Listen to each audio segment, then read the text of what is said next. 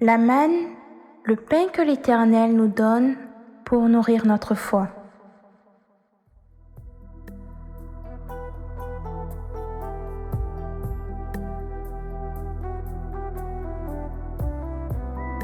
Shalom, shalom, bien-aimé du Seigneur Jésus. J'espère que tu vas bien. Bienvenue à ton moment de partage de la parole de Dieu. Nous prions le Saint-Esprit que le message de ce jour porte du fruit en toi et que ce fruit demeure au nom de Jésus-Christ de Nazareth.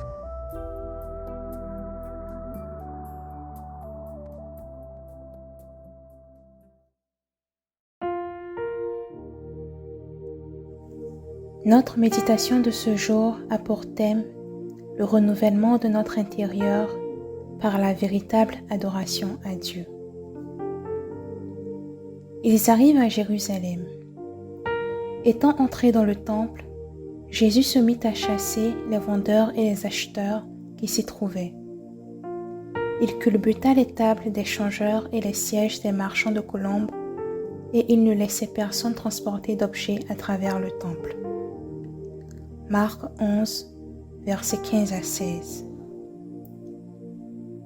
Ce texte est extrait d'une des aventures de Jésus au temple, où il était de retour avec les 12 apôtres à Jérusalem. Les actions de Jésus au sein du temple sont des gestes prophétiques destinés à nous faire comprendre que la religion est d'abord un lien d'amour avec Dieu. L'Esprit de Jésus fait de nous des agneaux de Dieu au milieu des loups, soucieux de préserver leur pouvoir. Il agit ainsi parce qu'il est l'ami de son peuple. Le Messie, en la personne de Jésus, vient nous enseigner une nouvelle forme de relation avec Dieu le Père, la véritable adoration. Mais encore faut-il que nous soyons en mesure d'accueillir cette grâce du Seigneur. La caverne des bandits, mentionnée dans le texte, c'est le commerce intérieur ou extérieur que nous entretenons. Vous avez fait de la maison de mon Père une caverne de bandits. Marc 11, verset 17. Toutes nos misères, et même celles des autres, il nous faut délibérément les sortir de nous pour entrer dans l'amour infini de Dieu. Transformés par cet amour, nous transformons le monde avec Jésus. Cela est possible en élevant notre cœur et en le tournant vers le Père à travers l'adoration. L'heure vient, et c'est maintenant où les vrais adorateurs adoreront le Père en esprit et en vérité.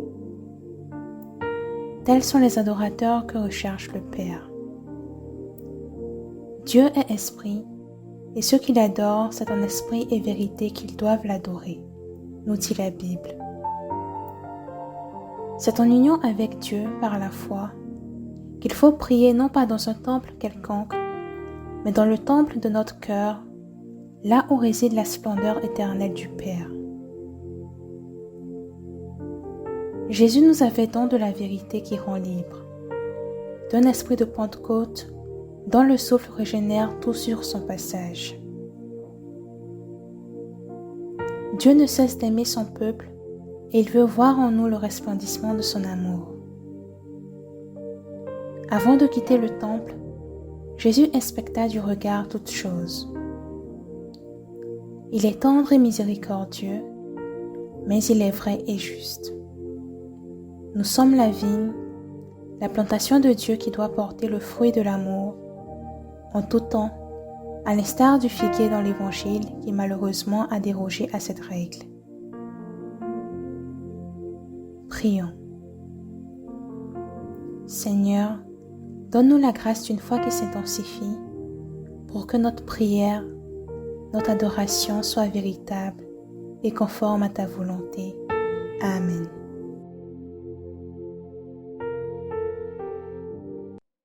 Dieu te bénisse. La manne, le pain que l'Éternel nous donne pour nourrir notre foi.